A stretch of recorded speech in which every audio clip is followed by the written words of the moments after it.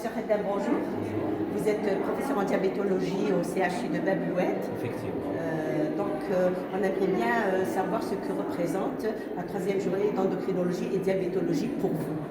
Alors, effectivement, la troisième journée d'endocrinologie de diabétologie du CHU Babouette, donc c'est notre troisième année, et c'est une journée qui a plusieurs buts.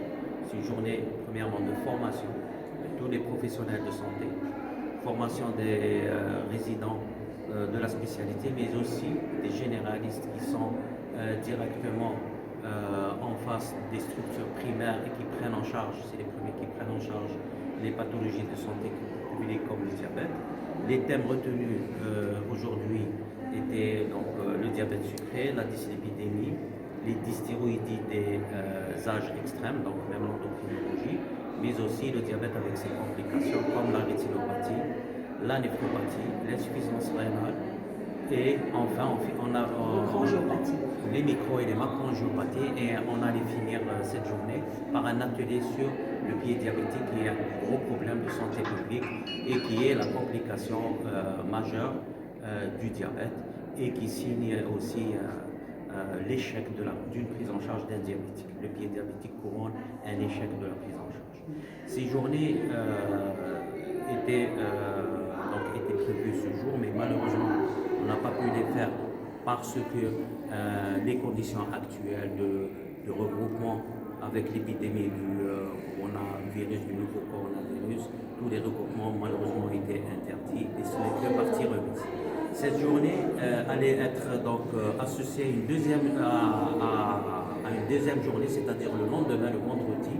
C'était prévu parce que l'association nationale des diabétiques est aujourd'hui présente. Toutes les associations du territoire national fédérées sous l'égide de l'association nationale des diabétiques sont présents aujourd'hui pour qu'ils puissent bénéficier d'une première formation pour leur gestion des associations. Donc, monsieur le professeur Boussaïd était prêt à les former. Mais aussi, demain, nous avons prévu la formation des résidents en ce qui concerne la première journée de formation continue des résidents, en ce qui concerne des points particuliers de la spécialité.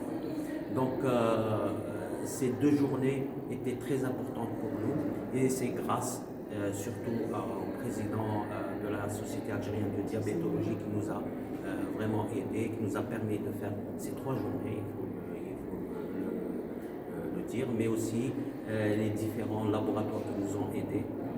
On les remercie, mais on est désolé parce que cette manifestation va être décalée pour une date ultérieure pour des problèmes qui sortent complètement de notre compétence. Et on remercie aussi le CHU Babouette qui nous a aidés pour pérenniser cette journée, mais ce n'est que partie remise. Cette journée sera décalée dans quelques mois, on vous dira la date précise dans quelques mois. Donc, professeur Haddam, c'est la troisième journée de diabétologie rentre dans le cadre de la journée de formation médicale continue. Exactement, donc tous les professionnels de la santé sont concernés, et les médecins généralistes qui travaillent dans les structures primaires, mais aussi les autres spécialistes qui allaient être présents, comme les néphrologues, les cardiologues, les biologistes étaient donc aujourd'hui présents et ils étaient prêts pour donc animer cette journée pour la formation. Mais comme je vous l'ai précisé, cette journée est aussi l'occasion de tisser des liens entre les spécialistes et les médecins généralistes pour que la prise en charge des pathologies de santé publique soit adéquate. Donc, mais aussi, je vous l'ai dit, demain c'était prévu que demain aussi qu'il y ait une formation spécialisée pointue pour les résidents d'endocrinologie et de diabétologie, mais aussi pour les différents présidents des associations de diabétiques fédérés dans l'association nationale des diabétiques présidée par M. Tamal. Et tout ceci grâce à la Société algérienne de diabétologie, je le précise. Très bien. Une dernière question, professeur Haddam. Quelle est la place de certaines molécules comme les Helvetie et les inhibiteurs des SGLT2 par rapport au remboursement des médicaments? Parce que là, c'est un problème pour le patient. Effectivement, depuis 10 ans, l'avènement des thérapeutiques innovantes en diabétologie comme les incrétines et les inhibiteurs de la SGLT2, ils ont complètement révolutionné la prise en charge du diabétique dans le monde. Malheureusement, et ces médicaments existent depuis plus de 10 ans, ils ont donc fait leurs preuves et ils sont très efficaces, surtout pour des patients qui ont des problèmes cardiovasculaires et rénaux. Ces médicaments sont indiqués, ils peuvent protéger le patient et peuvent même gérer les complications, mais aussi préserver le pronostic vital cardiovasculaire et rénal de ces patients. Malheureusement, certains de ces médicaments sont disponibles en Algérie, mais depuis des années, ils n'ont pas été, donc on n'a pas encore l'autorisation pour qu'ils soient remboursés, ce qui limite leur prescription. Et les prix, il faut le préciser, les prix ne sont pas à la portée du citoyen. Alors, les prix ne sont pas à la portée du citoyen, mais sur le plan économique, en permettant le remboursement de ces médicaments vont éviter des complications majeures. C'est les complications qui peuvent greffer l'économie de nos autorités, donc, qui sont en charge du remboursement.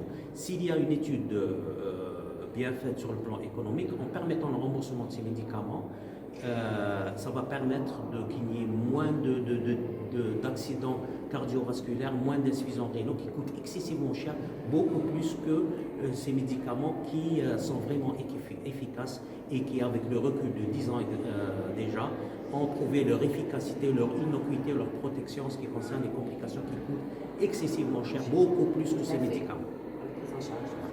Eh bien, professeur Edem, merci beaucoup. Merci à vous, merci pour votre sollicitation.